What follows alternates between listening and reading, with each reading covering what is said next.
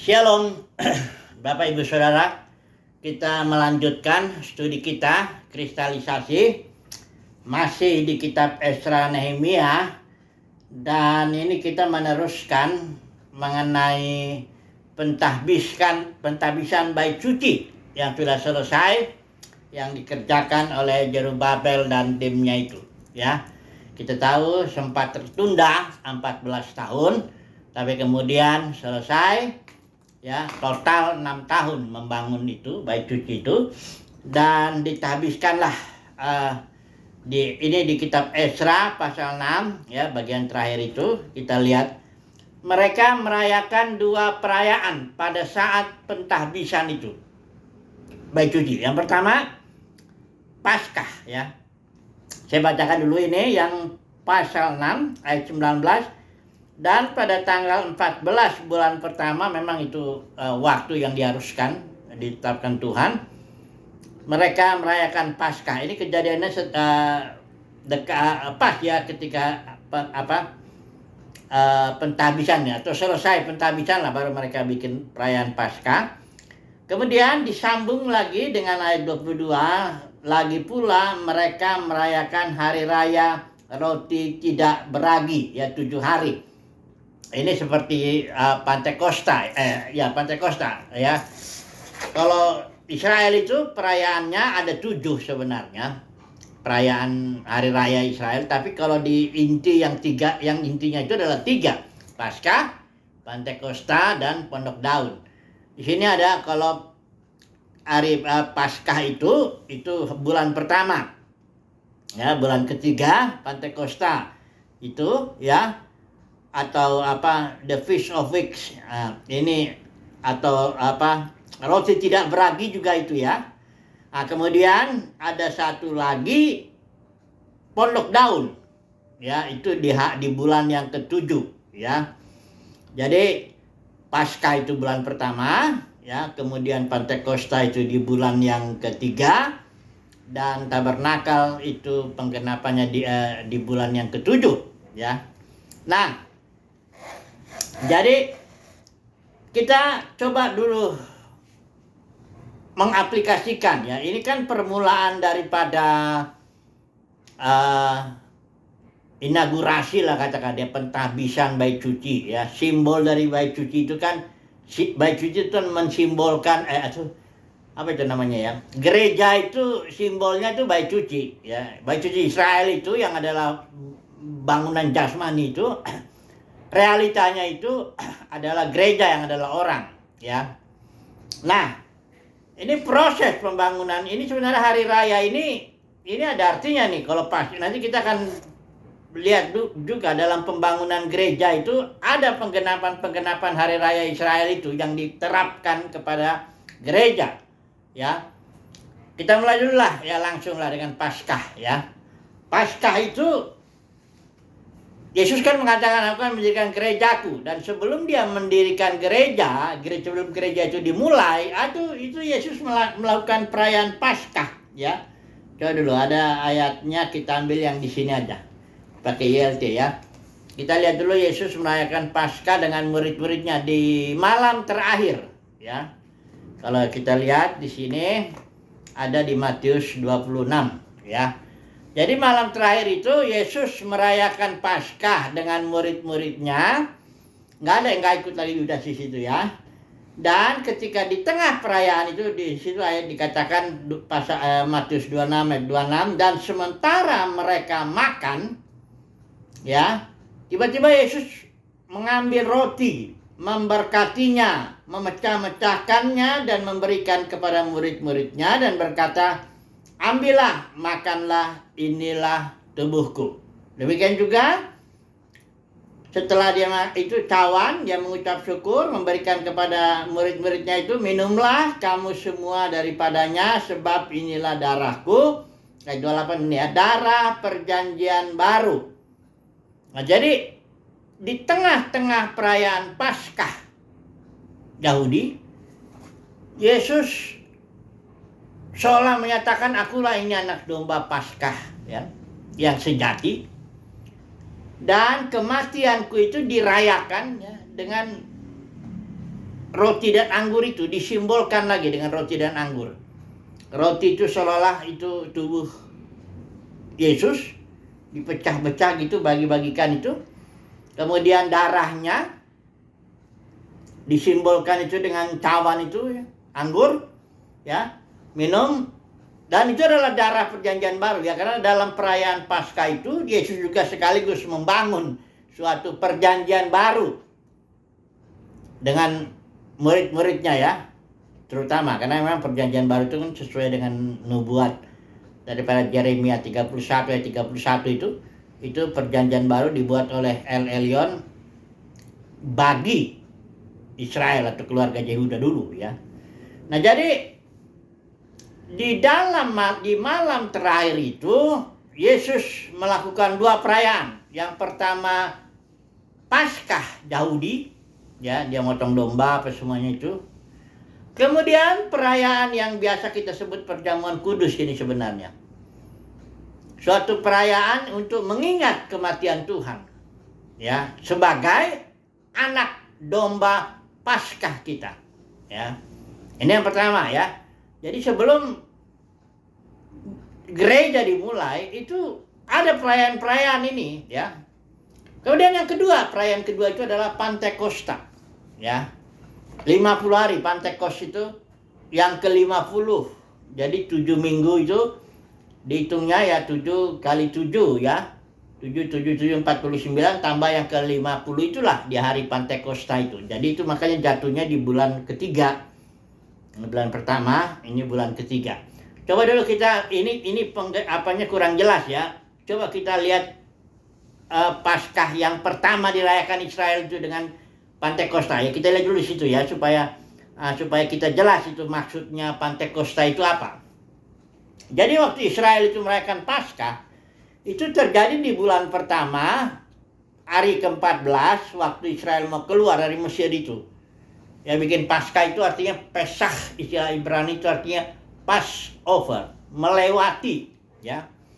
Jadi Tuhan bilang nanti akan ada malam ini lewat malaikat maut dan akan masuk ke setiap rumah yang tidak ada darah di situ dan akan membunuh anak sulungnya, ya.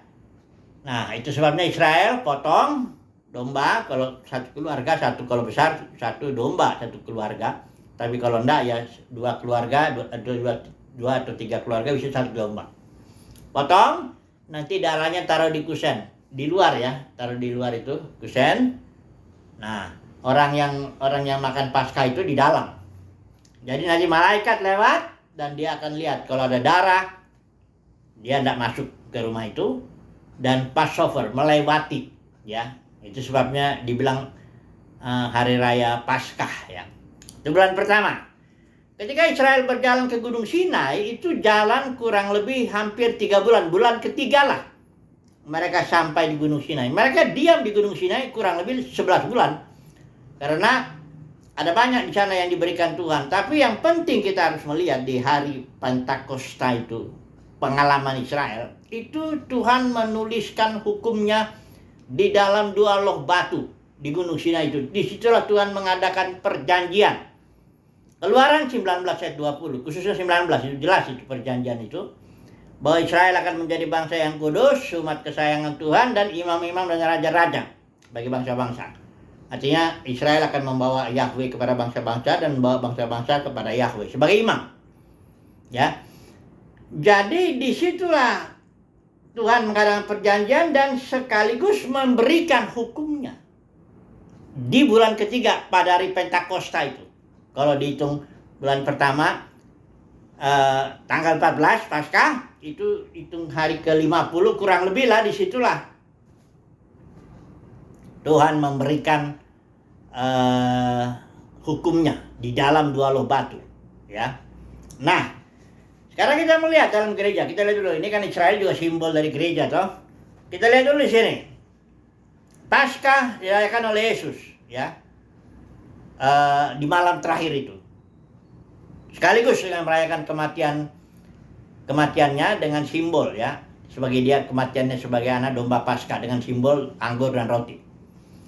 Kemudian 49, berarti yang ke-50 itu hari Pentakosta, turun Roh Kudus. Nah, disinilah kita harus melihat apa kaitannya Israel. Israel waktu di hari Pentakosta yang diberikan itu turun hukum tertulis di dalam loh batu. Kalau di sini apa? Roh ini. Ini juga hukum, ini sebenarnya memberikan hukum juga, hukum roh, pemberi hayat lebih tepatnya begitu, ya. Jadi banyak orang berpikir Roh Kudus turun, ya, itu hanya untuk memperlengkapi umat Tuhan dalam arti untuk ministry, ya, karunia-karunia roh seperti begitu. Tidak hanya itu, justru yang terpenting seringkali terabaikan. Mari kita lihat dulu. Pada hari Pentakosta itu gereja maksudnya, ya. Ketika pencurahan roh itu, apa sebenarnya yang diberikan? Ya, sebenarnya yang diberikan itu adalah hukum. Namanya hukum roh, pemberi hayat atau hukum hayat lah. Mari kita lihat dulu ayatnya, ya. Di dalam 1 Korintus 15, ya. Ayat 45 dulu, ya. Seperti ada tertulis, manusia pertama Adam menjadi makhluk yang hidup. Tetapi Adam yang akhir, ini maksudnya Yesus, ya. Adam yang akhir menjadi roh yang menghidupkan. Menghidupkan ini istilah Yunaninya zopoieo atau memberi joy. Joy itu hidup. Tapi bukan hidup yang istilah Yunani untuk hidup itu ada 3. Ada joy, ada suke, ada bios. Kalau bios, ini jenis hidup yang dari sini istilah biologi, ini jenis hidup yang rendah lah, tumbuh-tumbuhan atau jenis kehidupan secara umum lah ini. Kemudian kalau suke, ini dia istilah psikologi, artinya ilmu jiwa, ilmu kemanusia, ilmu jiwa manusia, ilmu hidup manusia, ya. Suke. Kemudian kalau joy, ini jenis hidup yang dijalanin oleh Elohim saat ini. Jenis hidup Elohim atau hidup Kristus. Waktu Yesus bilang, I am the joy, itu dia. I am the life, itu sebenarnya istilah Yunani joy. Nah, Yesus datang itu emang mau memberikan ini. Yohanes 10:10, aku datang supaya mereka memperoleh joy.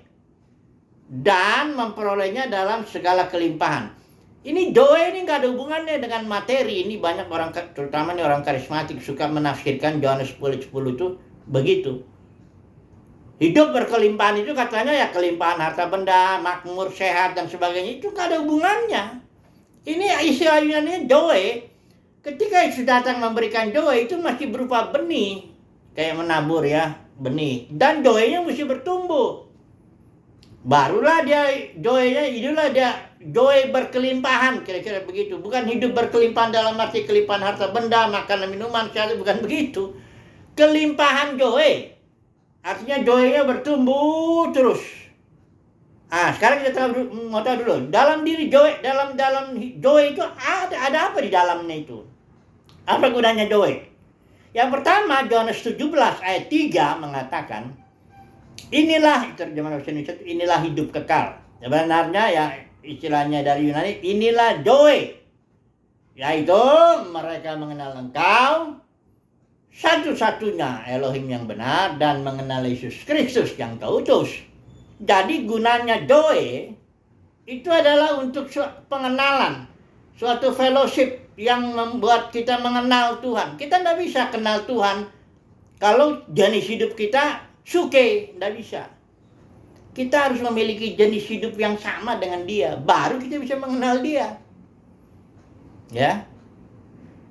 Tapi cuma ketika kita menerimanya pertama kali itu masih berupa benih joy, ya. Dan itu harus bertumbuh. Itu makanya Yesus bilang, aku datang supaya mereka memiliki joy dan memilikinya dalam segala kelimpahan. Artinya joy-nya ini bertumbuh sehingga mereka mengenal Elohim dan mengenal Yesus Kristus yang diutus. Harus lewat joy itu, nggak bisa. Kita nggak bisa kita hanya pengetahuan itu ada tempatnya. Belajar teologi bagus kalau ada kesempatan. Sekolah teologi bagus saja, asal ngerti aja. Itu di alam akal lah, katakan begitu, ya. Nah, kalau joy kan di dalam batin lain lagi, nanti dulu ini. Yang penting ini dulu lah. Ada gunanya juga, ada gunanya. Ya, sebagai peranan kedua lah, ya. Belajar apa, baca Alkitab atau apa semuanya itu kan masih di sini. Tapi kalau di sini itu joy itu adalah pewahyuan. Jadi Tuhan sendiri memberikan joy dan joy-nya bertumbuh. Kita semakin melihat, mengenal, berfellowship dengan Elohim yang benar itu. Ya, kalau istilah Rasul Yohanes di sini itu pengurapan. Pengurapan yang di dalam batinmu itulah yang akan mengajarkan segala sesuatu. Itu sebenarnya joy. Ya, bertumbuh, bertumbuh, bertumbuh joy. Ini yang pertama ya. Joy membuat kita bisa mengenal. Mengenal siapa?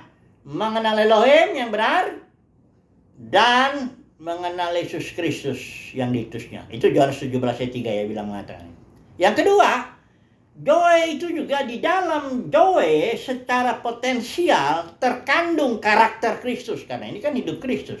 I am the joy kata Yesus kan. Jadi di dalam joy itu terkandung karakter daripada Kristus itu. Apa karakter Kristus? Kasih, sukacita, damai sejahtera yang dibilang buah roh itu. Sukacita, damai sejahtera, sabaran, kemurahan, kebaikan, setiaan, kelemah lembutan, penguasaan diri. Kalau joy kita bertumbuh, kita jadi memiliki kasih, sukacita, damai sejahtera Kristus. Ya, bukan damai sejahtera yang lain karena dapat sesuatu yang enak-enak, bukan gitu. Ini yang di dalam batin ini, ya. Berikut yang ketiga, joy ini itu apa? Di sinilah kemuliaan. Apabila Kolose mengatakan ya, Kolose 2 itu, apabila Kristus yang adalah hidup kita, joy kita, apabila Kristus yang adalah joy kita menyatakan diri kelak, nanti dia akan menyatakan diri di akhir zaman, kita juga akan menyatakan diri bersama-sama dengan dia dalam kemuliaan. Artinya, joy di dalam joy ini sebenarnya terkandunglah, disitulah kemuliaan Tuhan itu. Ya, itulah juga kemuliaan kita, karena kita kemuliaannya nggak lahiriah. Walaupun dunia kekristenan sekarang kemuliaannya lahiriah. Kalau dibilang pendeta besar, pasti yang besar pengikutnya banyak, sekolah teologinya bagus, hartanya banyak, gedungnya bagus, yang lahiriah lah. Biarinlah itu, udah begitu. Emang sudah begitu. Tapi kemuliaan kita sebagai umat pilihan Tuhan, itu kemuliaannya batinia dan itu adalah kemuliaan joy yang terkandung dalam joy. Apabila Kristus yang adalah joy kita itu menyatakan diri kelak nanti, kita juga akan menyatakan diri di sana dalam kemuliaan Tuhan. Disitulah kita ditampilkan dengan kemuliaan Tuhan. Itulah yang disebut di Roma pasal 8 itu ayat 19-21 ya. Manifestasi putra-putra Elohim dalam kemuliaan itu. Kita nanti akan membawa ciptaan dari perbudakan masuk ke dalam kemuliaan putra-putra Elohim. Nanti kita singgung lagi itu. Tapi ini jelas ya. Jadi ketika pada hari Pantekosta itu turun roh itu sebagai roh pemberi hayat. Dia memberikan hukum, namanya hukum hayat. Ibadah kita mesti mengikuti ibadah dalam roh dan kebenaran. Ikutin apa maunya hayat ini. Ya, kita nggak usah dulu bicara gereja sebagai organisme, nanti jadi apa? Yang pribadi dulu ini adalah kita. Sebagaimana Israel pada hari Paskah dia motong domba, ya toh. Kemudian pada hari Pentakosta di Gunung Sinai mereka dapat hukum. Tertulis dalam 2 loh batu. Dan kita gereja sekarang, kita juga merayakan Paskah. Maksudnya jadi perayaan Paskah itu diganti dengan perayaan perjamuan kudus itu. Mecah roti dan ini. Minum anggur, itu gantinya. Ya kita nggak merayakan Paskah lagi. Udah digenapi oleh Yesus ya. Sebagai anak domba Paskah kita dia sudah mati dan dia nyuruhnya. Perbuatlah ini, kata Tuhan Yesus, untuk menjadi peringatan akan aku. Maksudnya mecah-mecah roti dan minum anggur itu. Perjamuan kudus biasanya kita ngomongnya begitu kan. Kita nggak perlu lagi merayakan Paskah. Udah dirayakan, udah genap ya. Jadi kita merayakan itu. Kemudian kita juga gereja mengalami pencurahan roh atau pemberian hukum. Hukum apa? Hukum hayat ya lebih tepat. Atau hukum roh pemberi hayat, terserah saudara mau ucapin itu. Pokoknya saya ngerti maksudnya itu. Ya. Hanya ketika roh itu turun pada hari Pentakosta, seperti sering saya singgung itu merupakan arabon, istilah Yunani itu panjar, DP-nya saja. Kalau kita lihat di Efesus itu ya, coba dulu kita lihat di Efesus ya, pasal 1. Dikatakan di sini, dalam Dia kamu juga setelah mendengar firman kebenaran yaitu Injil keselamatanmu, di dalam Dia juga kamu yang percaya telah dimeteraikan dengan roh perjanjian yang kudus, yang merupakan jaminan, itu namanya jaminan. Istilah dari berasal istilah Yunani arabon, yaitu panjar atau DP. Nanti di akhir zaman barulah itu dapat kepenuhannya. Ya. Itulah dia yang dibilang Roma pasal 8 ayat 19 yang saya baca dulu ya. Itu Hari Raya Pondok Daun, penggenapan Pondok Daun, nanti itu. Belum sekarang. Yang sekarang sudah terjadi itu Paskah dan Pentakosta bagi kita gereja. Paskah dan Pentakosta itu yang sudah terjadi. Tapi nanti terjadilah pesta Pondok Daun itu, itulah kita mendapat kepenuhan roh. Ya. Dimanifestasikan, ditampilkan sebagai putra-putra Elohim. Penuh roh, dalam arti bukan panjar, bukan DP. Namanya kan orang kalau bayar DP itu kan hanya jaminan aja bahwa nanti yang sepenuhnya akan dibayar. Kan gitu kan ya, kalau DP itu kan. Nah, nanti dibayar itu. Kita akan menerima warisan gereja itu, kepenuhan Kristus secara full. Kita akan menerima roh pemberi hayat itu. Ya, yang dengan demikian kita bisa secara full mentaati hukum hayat. Oh, sekarang karena rohnya juga masih DP, arabon, ya kita belajar ya, harus bertumbuh ya. bertumbuh itu kayak gereja harus bertumbuh sampai nanti menerima sepenuhnya itu. Itulah yang Yesus bilang, kamu akan melakukan pekerjaan lebih besar dari yang kulakukan. Ya karena gereja kan banyak anggota, kalau Yesusnya sendiri kan. Rohnya nanti sama ini. Yang tercurah kepada Yesus itu dengan yang tercurah di akhir zaman itu sama ya. Jadi dulu kita melihat dulu tadi mau apa? Oh iya, Roma ya, Roma 8 dulu ya. Kita lihat dulu ya. Ini Roma ini ayat yang sangat penting kalau melihat sistematika surat Roma itu. Justification by faith, baru sanctification by faith, baru ini glorification by faith. Inilah dia nih yang saya baca ini, pemuliaan karena iman. Roma pasal 8, di mana kita diganti tubuh baru dan kita ditampilkan kepada ciptaan di bumi ini dan melayani berjaman-jaman sampai bumi ini ditaklukkan, semua ditaklukkan. Upah dosa itu maut ditaklukkan, sehingga Bapa bisa mengekspresikan dirinya di dalam dan melalui seluruh ciptaan. Bapa menjadi semua dalam semua. Coba kita lihat ya. Itu nanti setelah pencurahan roh atau pesta Pondok Daun, pencurahan roh akhir zaman. Ya, bukan nuai jiwa. Ini kan dalam kekristenan ini sebentar, ntar saya singgung dulu karena ada yang ajaran juga ini Third Pentecost katanya. Terus saya ngomong juga, udah gitu tuayan akhir zaman dia bilang itulah dia tuayan jiwa-jiwa karena emang ia ingin banyak jemaatnya jadi. Dulu kita baca dulu yang ini dulu ya, sebentar nanti kita singgung dulu itu karena itu terlalu banyak konyolnya dalam kekristenan itu, ajaran itu. Udah terlalu apa? Karena udah banyak inginnya. Apa yang ada dalam dunia, Rasulullah bilang keinginan daging, keinginan mata, gangguan hidup. Itu dunia kekristenan konteksnya, sudah baca itu. Bukan dunia secara umum aja, tapi dunia kekristenan itu. Dalam dunia kekristenan ada banyak keinginan daging, keinginan mata, dan gangguan hidup. Jadi ajarannya juga jadi kacau karena hati sudah nggak beres gitu loh ya. Hati sudah pengen jemaatnya banyak loh. Jadi dibilang pencurahan roh akhir zaman, tuayan jiwa besar-besaran katanya. Tuayan jiwa itu menuai, itu artinya jiwa yang udah matang. Jadi kalau selama zaman gereja dimatangkanlah oleh roh, siapa yang sudah matang itulah umat pilihan Tuhan yang akan ditampilkan, yang akan dituai. Nggak pernah orang menuai yang belum matang. Ya, jadi ini karena ingin jemaatnya banyak, jadi tuayan akhir zaman katanya, jiwa-jiwa dituai, artinya banyak jiwa yang datang gitu. Orang-orang belum bertobat pada datang pada Yesus itu. Ada lagi satu lagi, sekali saya singgung aja loh, The Pentecost katanya, ini ajaran dari mana ini? Dibilang, ini Pak Niko ya secara khusus itu dia yang ngomong itu, yang setahu saya yang pertama. Dia bilang Pentakosta pertama itu yang di mana itu? Yang di Alkitab ini. Petrus dan 120 orang ya. Kemudian Second Pentecost yaitu yang di Azusa Street tahun 1901, itu yang melahirkan gerakan Pentakosta. Nah yang ketiga katanya Third Pentecost, nggak tahu.